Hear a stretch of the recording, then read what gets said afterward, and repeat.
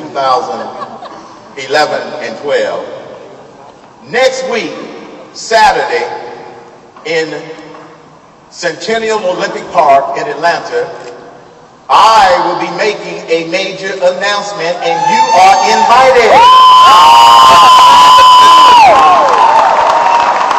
High noon.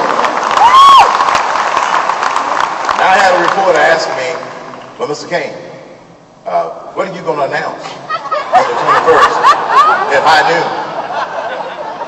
I said, young man, let me see if you can connect the dots. I'm going to be there with 10,000 of my closest friends starting at high noon. Do you think I am going to announce that I'm not running? Go figure. But you invited to be there.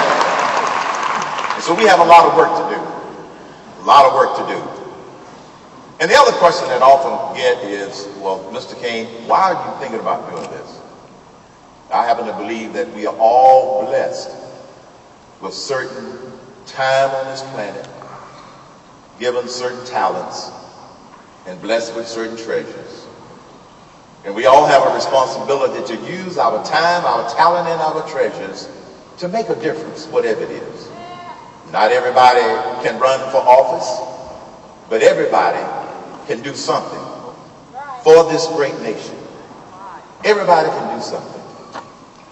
And in 1999, I wasn't sure what it was that I was supposed to do. That was 12 years ago. 12 years ago, my first grandchild was born. I wasn't expected to make it to the hospital in time, to be there for the blessed event. I was at a meeting, and it took me 3 days to get home. I figured that by the time I got back, the baby would be born. My wife had already flown to Atlanta, where my daughter was living with her husband. She was there in the delivery room. I kept calling home, talking to my son. 2 days later, after the process started, Vincent, do we have a baby yet? Vincent would say, no, Dad, we don't have a baby yet. 3 days later, I was getting ready to board the plane to get back to Atlanta after some meetings that I had on the way back. I called him up, Vincent, it's been 3 days. Do we have a baby yet? He said, no, Dad. Is Melanie okay? Yes. Is the baby okay? Yes. It's been 3 days. Why don't we have a baby yet? He said, Dad, it's a slow baby. I was able to get back to Atlanta, arrived at 8:30 p.m. January 22nd, 1999. Went to Piedmont Hospital. Arrived there about 9:30. Went up to the waiting area. My son was there. Vincent, do we have a baby yet? No, Dad, we don't have a baby yet. At 9:56, my wife came out of the delivery room, looked at me, looked at my son, and put her hands on her hips, moving her head. Y'all know how the ladies can do, but they just a little bit disgusted about something. Looked at me, didn't even say, hello, honey, how was your trip? Her first words were, you have a granddaughter. I said, good. What's up, darling, with the attitude? She said, I've been with this child for 3 days and you show up and the baby is born. She was waiting on Granddad before she came into the world.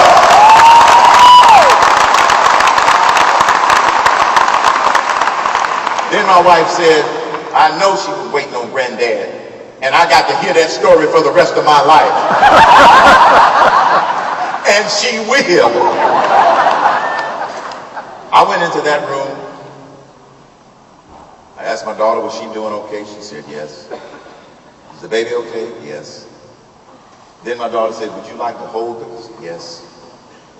I took this little 15-minute-old baby in my arms. Look in that little face. The first thought that went through my mind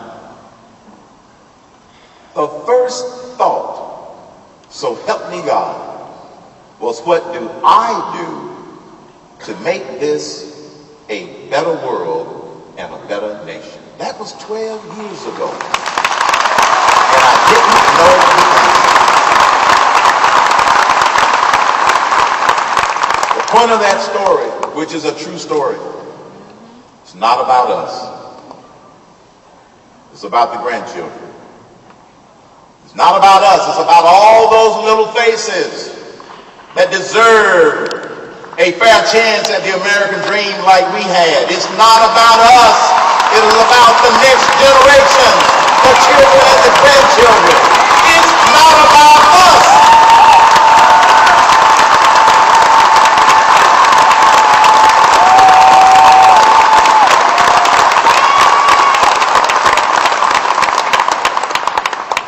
And so 12 years later, on this journey, I believe I know the answer to the question, what do I do to make this a better world?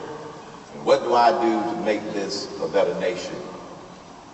If you join me at Centennial Olympic Park next Saturday at high noon, you'll find out. And you know, it's not about us, it's about the little faces and the children and the grandchildren. And it's also about freedom. Amen. It's about freedom. And no one summed it up better. No one expressed it better than one of the greatest presidents we ever had, Ronald Reagan, when he said, freedom is never more than one generation away from extinction. We can't pass it on in the bloodstream to our children.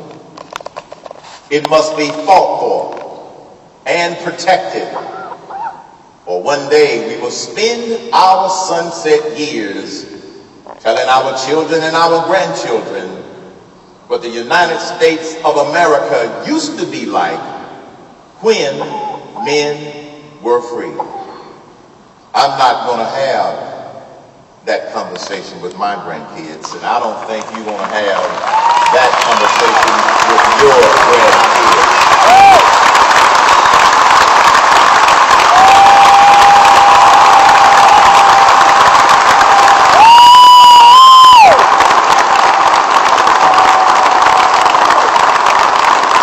The founding fathers got it right.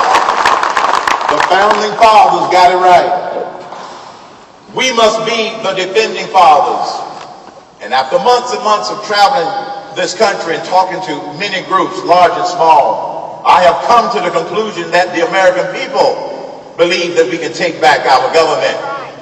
I'm not going to be elected president of the United States by the political elites.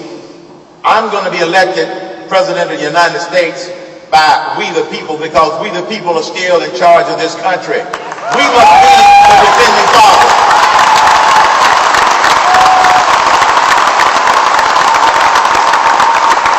And some people aren't going to want to get on the Herman Cain train. That's okay. Some people aren't going to want to take back this government and get it off of this socialist track. That's okay. But as my grandfather used to say, on Saturdays when he would load up the wagon with all of the grandkids running around in the yard to take a wagon load of potatoes to town, we would be running around and we were excited because it was the day that Grandpa was going to take us into town. And after he hitched the two mules to the wagon, loaded up all of the potatoes, he would make an announcement to the kids who wanted to go. Them that's going, get on the